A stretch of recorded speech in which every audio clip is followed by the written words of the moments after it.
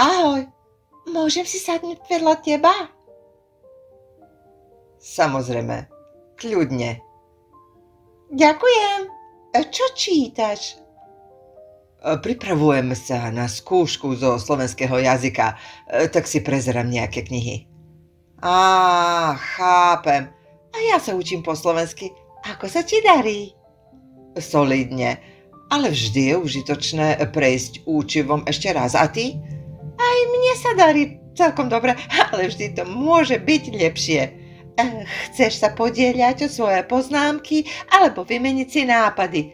Samozrejme, to by bolo skvelé. Tu je to, čo som zatiaľ pripravila. Skvelé. Ďakujem. Ja som sa učila toto. Naďalej spolu študujú, vymeniajú si informácie a podporujú sa pri učení slovenského jazyka. Ďakujem, že ste si pozreli moje video. Ak chcete podporiť tento kanál, môžete prispieť prostredníctvom služby PayPal. Nezabudnite sa prihlásiť, stlačte subscribe a teším sa na vás pri ďalších videách.